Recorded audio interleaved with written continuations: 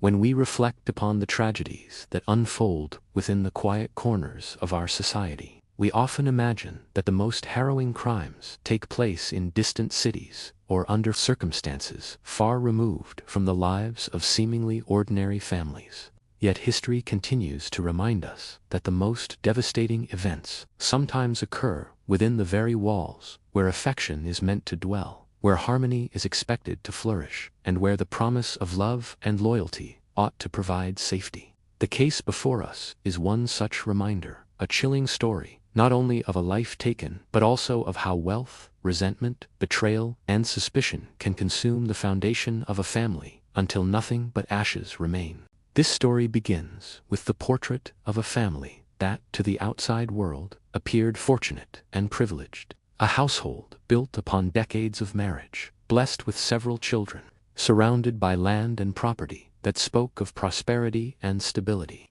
At the center stood a man whose career had been marked by intellectual achievement, particularly in the world of commercial real estate law. His presence, his stature, and his labor had secured both financial success and social standing. Alongside him stood a woman who had devoted her adult life to the role of mother and homemaker, one who dedicated more than 3 decades to the care of her children, providing them with guidance, stability, and maternal presence. The children of this family, now grown and navigating the challenges of adulthood, were raised amidst this environment of opportunity. They lived on a sprawling farm, surrounded by animals, open pastures, and the comfort of a home that appeared as idyllic as the landscape. Yet beneath this seemingly calm surface, there lay constant undercurrents of discord. Sibling rivalries, disagreements over finances, and disputes about parental approval or inheritance created fractures within the household. The affluence that might have shielded them from hardship instead gave rise to suspicions, envy, and a sense of entitlement. Into this volatile environment entered one of the most tragic events imaginable: the death of the patriarch. A death not by natural causes but by deliberate human action. In the summer of 2018, what began as an ordinary holiday quickly descended into horror. At first, his absence appeared concerning but not immediately alarming. There were speculations of a sudden health crisis, a possible heart attack, or another natural explanation. The family began searching across the property, expecting at any moment to find him in need of help. What they discovered instead was a scene that would change their lives forever. On a burn pile, a site ordinarily used for the disposal of wood, brush, and farm debris, human remains were uncovered. What initially looked like bone fragments were confirmed to be the skeletal remains of the man they had been searching for. This discovery alone was shocking enough, but even more disturbing was the revelation that a bullet had been lodged within his rib. The presence of such evidence stripped away any possibility of accident and established without doubt that this was a case of intentional homicide. The immediate question for investigators became one of motive, opportunity, and means. Who had the greatest reason to wish him harm? Who was present on the property at the relevant times? How could the body have been moved, concealed, and burned? The answers did not emerge swiftly, but rather through painstaking examination of both forensic evidence and the tangled web of family relationships. In any such inquiry, the most obvious suspects are those closest to the victim, those who lived in the same home, shared the same meals, and knew the routines most intimately.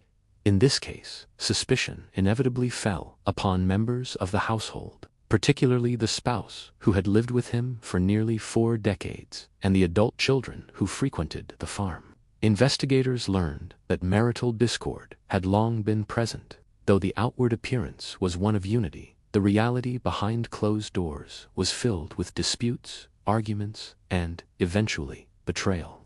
The woman who had built her life around family duties was not, as it turned out, solely devoted to domestic responsibilities. Evidence emerged of an ongoing extramarital affair, one that had persisted for years. Communication records revealed an almost constant connection between her and a man outside the marriage, a connection that extended across state lines and involved intimate conversations late into the night. Even more telling, this relationship had been visible to family members. Scandalizing events, such as a wedding, where she openly invited her lover to attend, despite the presence of her husband and extended family. Such actions not only humiliated her spouse, but also planted seeds of division and resentment within the household. The discovery of this affair provided investigators with both motive and context. Here was a woman with an established reason to desire independence, perhaps even the removal of her husband as an obstacle to a new life. Financial records reinforced this suspicion. There were allegations of excessive spending, withdrawals from family accounts, and disputes about control of resources. When confronted, the deceased had expressed his disapproval of this behavior and, according to some accounts, threatened to restrict access to funds. This financial pressure, combined with romantic entanglement, offered a narrative of motive that was difficult to ignore. The forensic evidence added further weight to the suspicions. Drops of blood were discovered within the home, particularly along the stairwell and in the basement. A bullet casing consistent with the fatal wound was found on the basement floor. These details painted a picture of violence occurring inside the residence rather than outside. The burn pile then became not the scene of the crime itself, but a means of concealment. Yet there remained the question of logistics. The victim was a tall, heavy man whose body could not easily have been transported by someone of smaller stature without mechanical assistance. Investigators examined the farm vehicles, including a tractor and a rough terrain vehicle, both of which could have been used to move such weight. Some traces of blood were found, though not enough to definitively establish the method. As the investigation unfolded, the dynamics of the family fractured further. One son in particular voiced suspicions against his mother, pointing directly at her as the most likely culprit.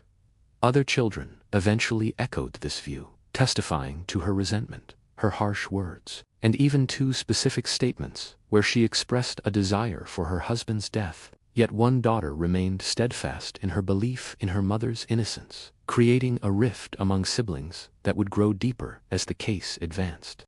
After nearly a year of investigation, charges were formally brought. The accused was arrested and faced with multiple counts, including malice murder, felony murder, and concealing the death. The case, however, did not move swiftly through the courts. Delays stretched the proceedings out over years, in part due to external circumstances, and in part due to the complexity of evidence.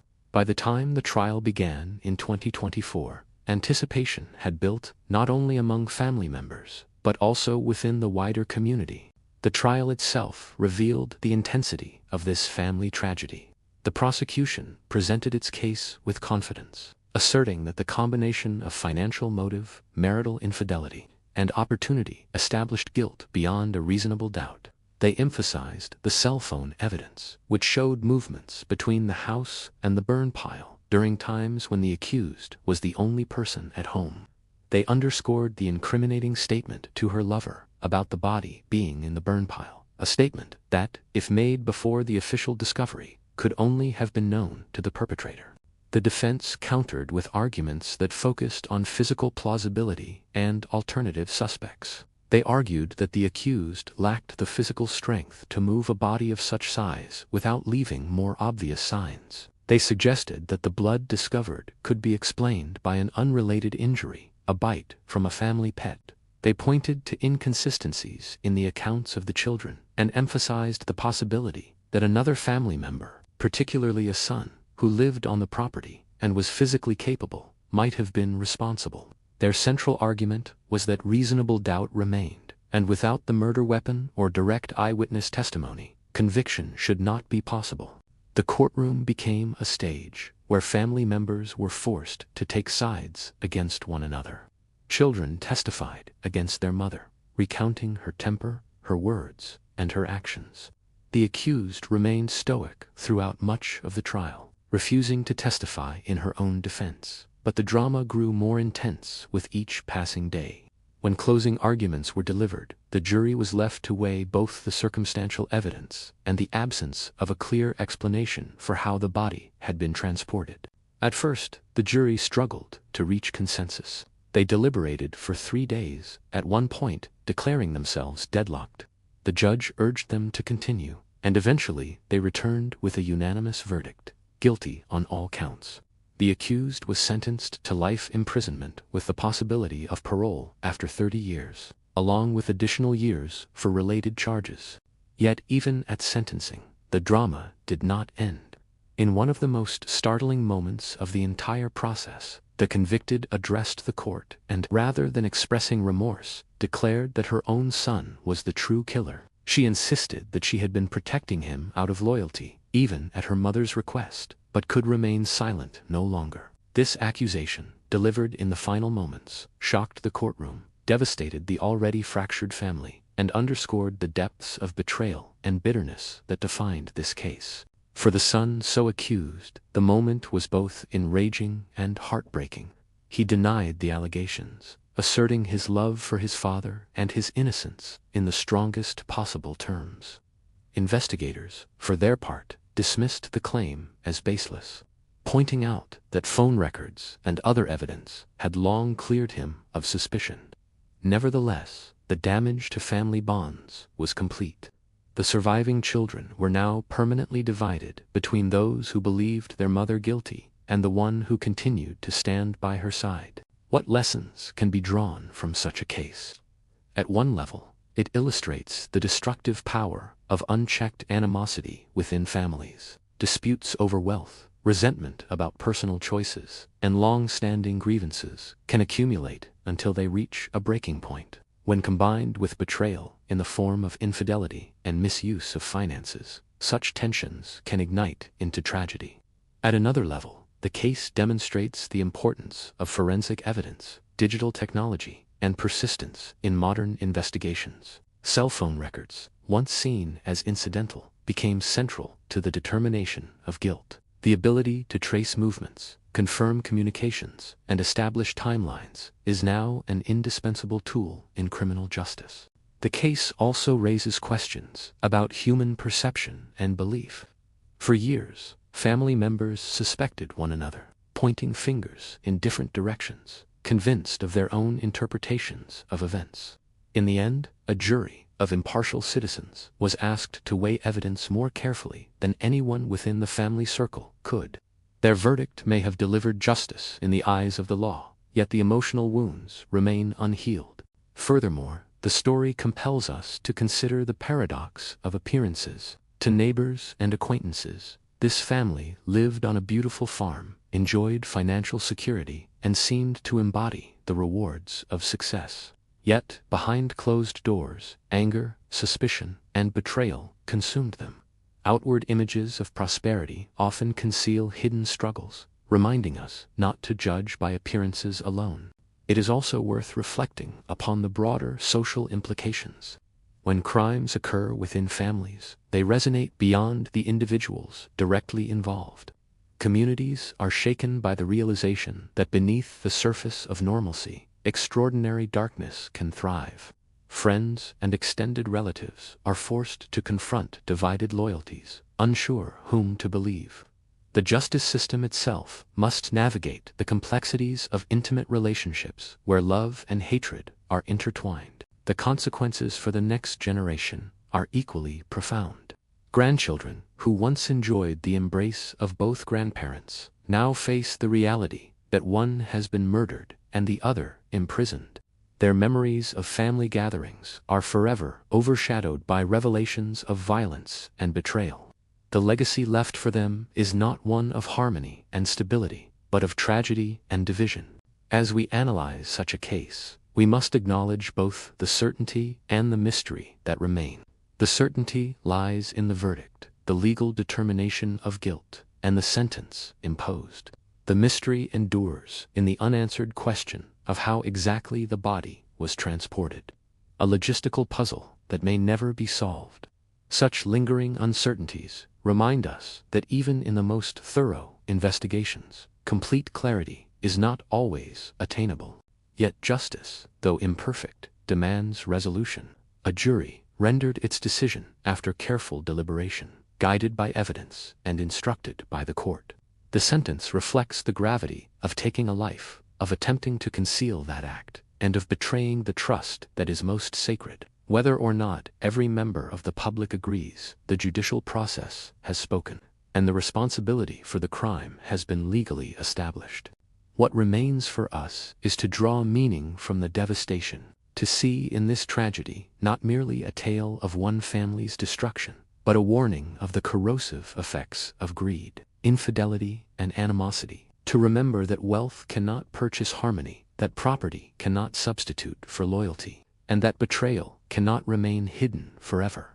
As we leave this story, let us carry with us the sobering awareness that human relationships are fragile and must be nurtured with honesty, trust, and restraint. Let us understand that unresolved anger and unchecked suspicion can become forces as destructive as any weapon. And let us remain mindful that behind the closed doors of even the most prosperous homes, unseen battles may rage. The Ferris tragedy, as it has come to be known, is not merely the account of a murder. It is the account of a family consumed by discord, of a community shaken by betrayal, and of a justice system tasked with discerning truth from a tangle of lies. It is, in the end, a reminder of the profound consequences when love is supplanted by resentment and loyalty is replaced by betrayal. May we reflect on this not only as a narrative of crime, but as a cautionary tale for every family, every community, and every society. For the greatest safeguard against such devastation lies not in wealth or property, but in the preservation of trust, respect, and compassion. Without these, even the most beautiful estates can become sites of unspeakable tragedy.